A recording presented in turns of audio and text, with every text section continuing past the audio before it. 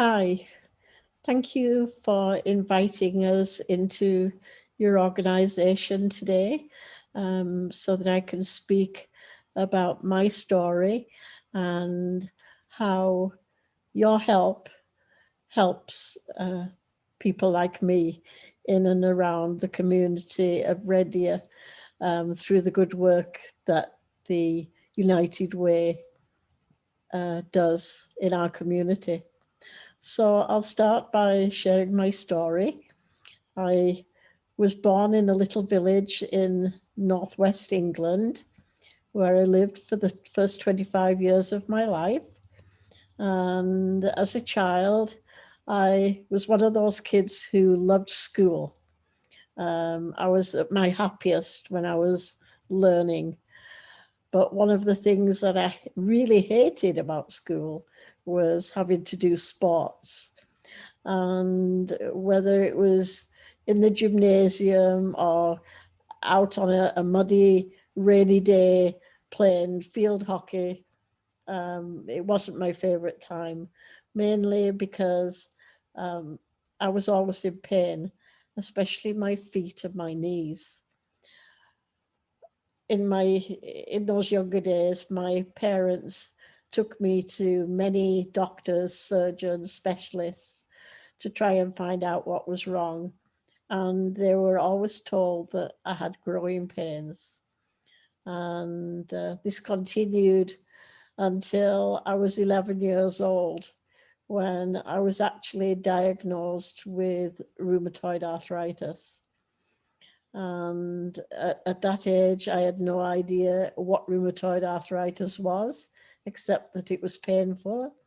And I certainly had no idea how it would affect my life or my working life, my personal life. It's a common enough disease and a very painful one. I've always felt that I am fortunate that, although I'm not fortunate of having rheumatoid, I'm fortunate that I got it at a young age, that I don't ever remember not being able to run or jump without pain. So you can't really miss what you've never had. So I feel I'm very fortunate in that way. Uh, Life was difficult. I I spent most of my childhood in hospital, a 4-hour drive from home, and so only got to see family members once every 2 weeks, and sometimes not even that often when I was in the hospital during the winter months, because the weather would often stop them from traveling to see me.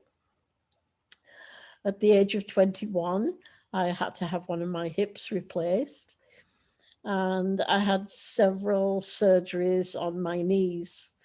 And in 1974, after a surgery on my knee, I had a blood clot and a pulmonary embolism and nearly died.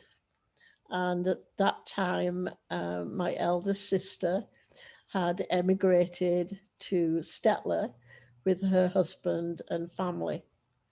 And so she suggested that I come to Canada on holiday to recuperate.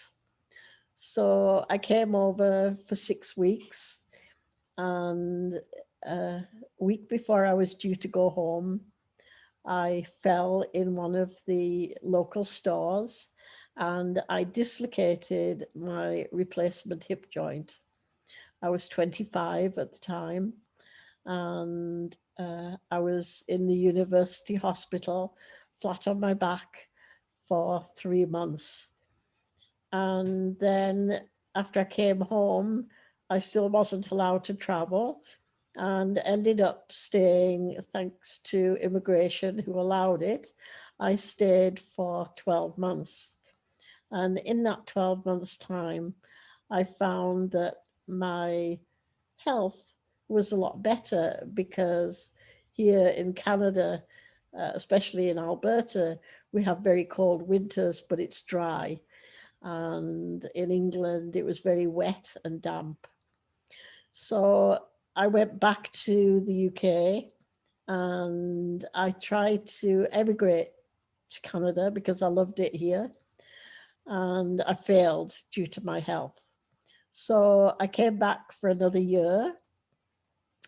And then I went back in 1976 and went through immigration again and passed. So I actually came to Canada as a landed immigrant in May of 1977. And I have never, ever regretted it.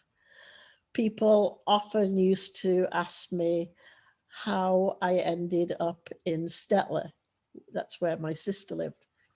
And so I always say I came by accident, because if it hadn't have been for the fact that I had the fall and dislocated my hip, then I probably wouldn't have known the benefits of the Canadian weather.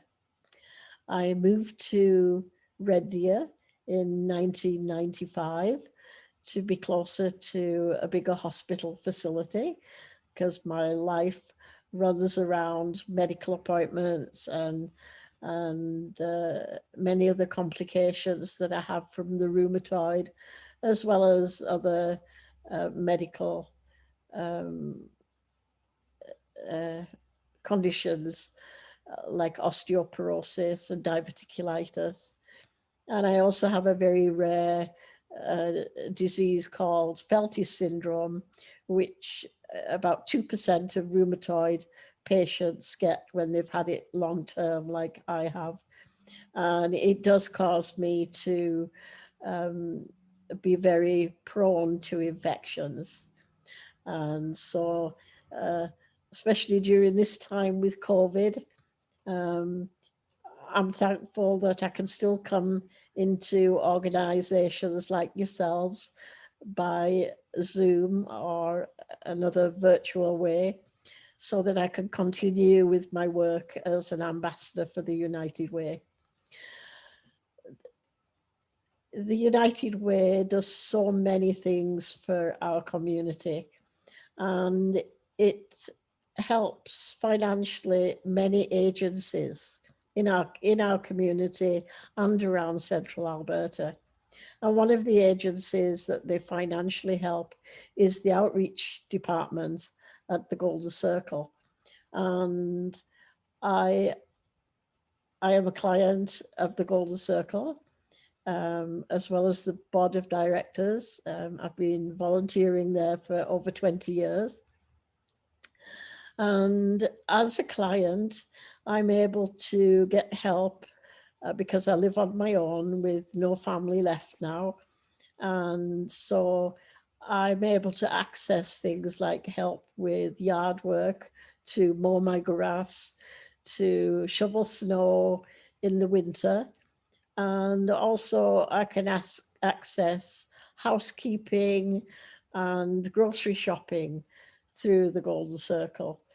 And especially during COVID, now that I can't get out, these services are indispensable. And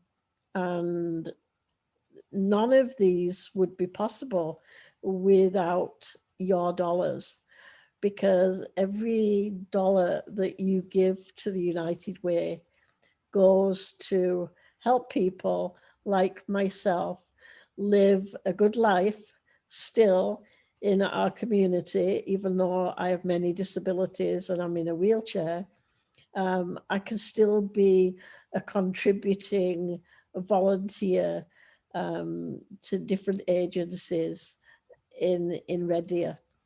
And I am truly thankful for the United Way, for what they do. And I am even more thankful for agencies like yourselves, organizations that give to the United Way, whether you give by volunteering or help through payroll donations. Every dollar you give stays in Central Alberta.